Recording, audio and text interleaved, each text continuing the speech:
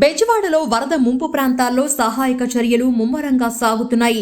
సహాయక చర్యలను ప్రభుత్వ యంత్రాంగం ఎప్పటికప్పుడు సమీక్షిస్తూనే ఉంది. ముంపు ప్రాంతాల్లో ఉన్నవారికి ఆహారం సరఫరా కోసం అన్ని మార్గాలను అన్వేషిస్తుంది. హెలికాప్టర్లు, పడవల ద్వారా వరద బాధితులకు ఆహారం, పాలు, మందులను సరఫరా చేస్తుంది. అలాగే పడవలు చేరుకోలేని ప్రాంతాల్లో డ్రోన్ల ద్వారా ఆహారాన్ని సరఫరాలను చేయాలని ప్రభుత్వం నిర్ణయించింది. అనుకున్నదే తడువుగా ఈరోజు ఉదయం విజయవాడలో డ్రోన్ల ద్వారా వరద సహాయాన్ని అందజేస్తుంది సర్కార్. పడవలు చేరుకోలేని వివిధ ప్రాంతాల్లో డ్రోన్ల ద్వారా ఫుడ్ ప్యాకెట్లను సరఫరా చేసింది.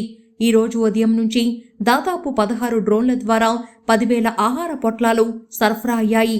ఇంకా డ్రోన్ల ద్వారా సరఫరా కొనసాగుతుంది. మరోవైపు వరద సహాయక చర్యల్లో ఆంధ్రప్రదేశ్ ప్రభుత్వం నిమగ్నమైంది. సీఎం చంద్రబాబు, మంత్రులు, ఉన్నతాధికారులు అంతా సహాయక చర్యల్లో పాల్గొంటున్నారు.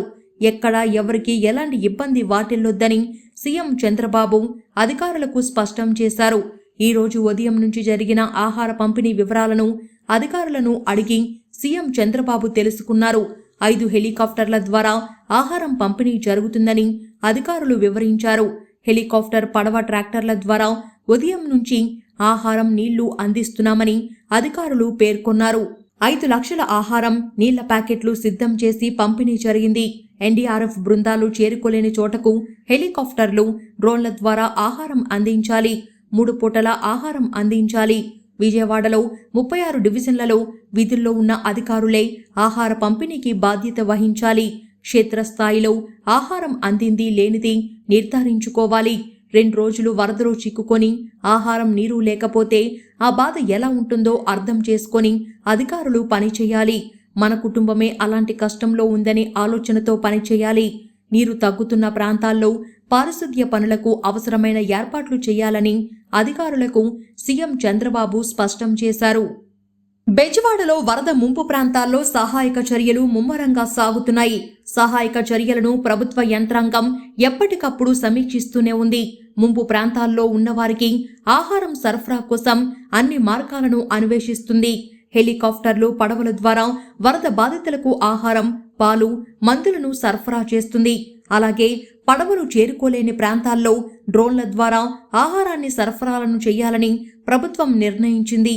అనుకున్నదే తడువుగా ఈరోజు ఉదయం విజయవాడలో డ్రోన్ల ద్వారా వరద సహాయాన్ని అందజేస్తుంది సర్కార్.